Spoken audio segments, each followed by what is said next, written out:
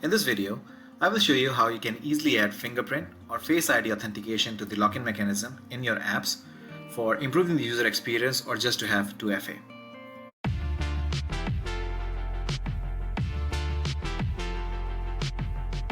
So we're looking at my Service Studio. I have a mobile application with one module that has an entity called customer and these attributes.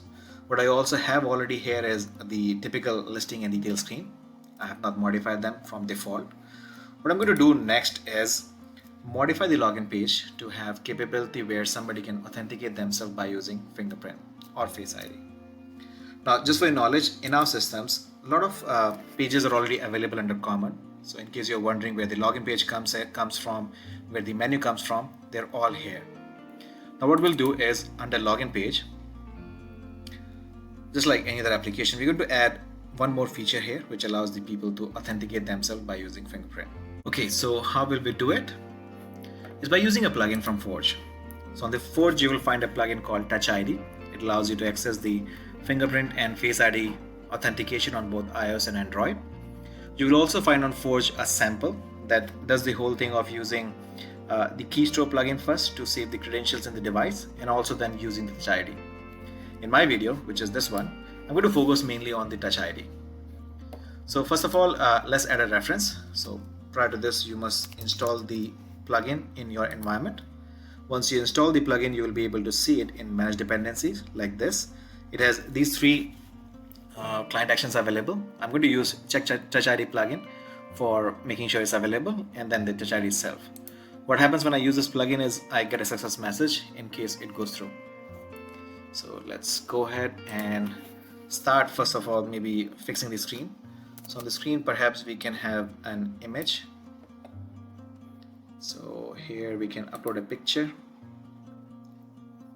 from the laptop. In my laptop I have this picture, slightly bigger for my use case, so I'll make it smaller and I can also then put it in a container to do some styling. Basically I want to center it and I want to set some margin on top because it looks too close to the line above.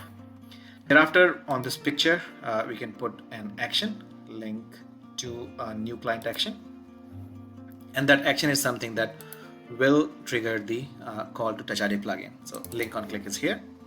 Basically, let me remove this part here. I'm not going to validation on the whether the user has provided the username and password. That's something else. But in my case, I'm just going to focus on the Touch ID plugin. So as long as somebody has provided the correct fingerprint or Face ID, it goes through. So what I will do is, first of all, in this case, let's make sure the plugin is available. So after adding the references, they're available here under the client actions. And then if it's available, I can, or not available, we'll use the function. If it's not available, perhaps I can display a message.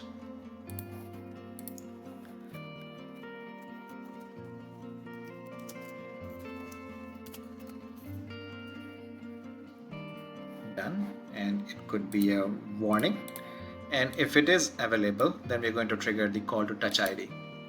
In this case, we can also set some parameters here, like the message that we're going to display on the fingerprint pop-up. So we can say your finger here, and subtitle could be trust me, it's safe. A few more properties are there, feel free to use them.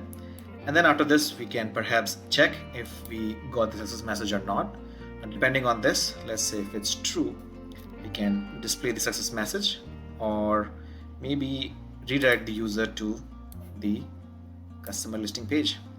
So it could be customers and we can direct the user. So if it's true, the user goes to the customer listing page, and if it's false, we display the error message saying that try again,